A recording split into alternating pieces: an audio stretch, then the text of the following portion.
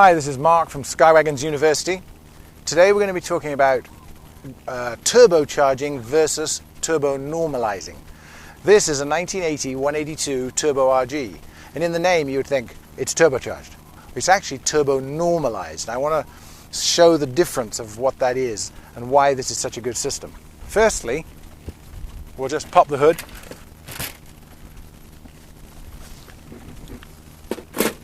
Firstly, it is a Lycoming.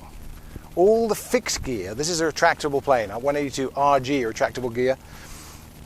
All the RGs have Lycoming 540s in them. The fixed gears have Continental 470s in them. So it's a bigger engine at 5 more horsepower. So instead of 230, it's 235, but it's a 540 instead of a 470.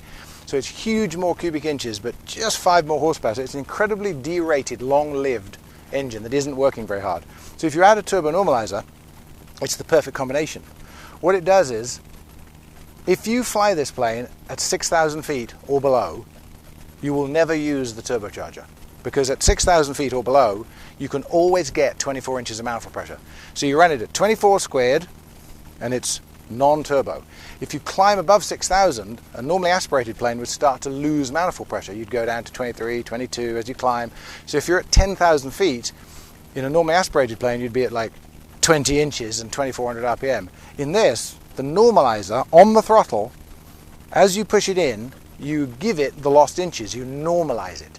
So the engine's doing 20 inches, the turbo is doing the 4. So you're still at 24 squared. So you're still as if you were at 6,000 feet or below. And if you take it right up to the top, if you were at 20,000 feet, the engine is doing 10 inches and the turbo is doing 14. So it's still at 24 squared. The engine thinks that it's at 6,000 feet, but the airframe's at 20,000 feet. So you're never subjecting it to any temperatures or pressures or heat or any wear any more than a normally aspirated plane that never goes above 6,000 feet. The TBO on this engine is 2,000 hours without the turbo, and the TBO on the engine with the turbo is 2,000 hours. So it doesn't hurt it at all.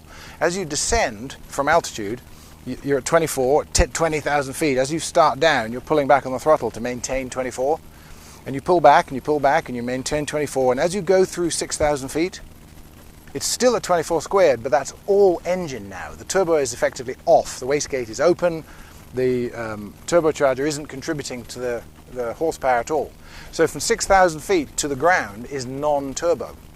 Sometimes you'll see somebody idling one on the ground and you ask them why, and they're cooling it. Well, it doesn't need to be cooled because from 6,000 feet all the way into the pattern, downwind, base, final, taxi, park, idle, shutdown, all that has been non-turbo.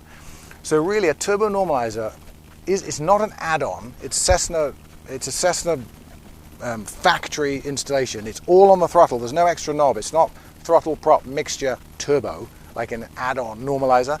It's throttle prop mixture, but the throttle is a seamless introduction of manifold pressure with or without the turbocharger. And I think in this video here you can see there's going to be some other small clips showing the mechanism. As you push in the throttle, you'll see a cam on the carburetor come over like this. This is the throttle coming up, and it picks up a second cam which starts operating the turbo. And then conversely, as you pull back on it, the turbo comes off and then the throttle comes away. And there's a resistance on the throttle. You'll see that on an in-cockpit shot.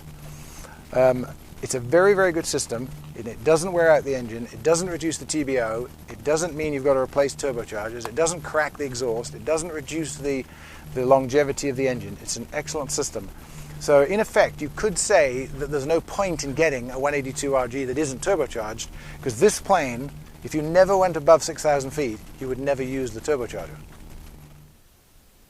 Something that is very, very important that people will overlook unless they know about it, in these planes, the turbo RGs and the limited number of turbo fixed gears that have this exact system in them that were built in 80 to 82, you never take off at full throttle. 31 inches is red line and 24 is the normal cruising. The 31 is for takeoff only, and you can get 31 inches in Leadville, Colorado in August on a 100-degree day. It'll still go there, but it isn't full throttle.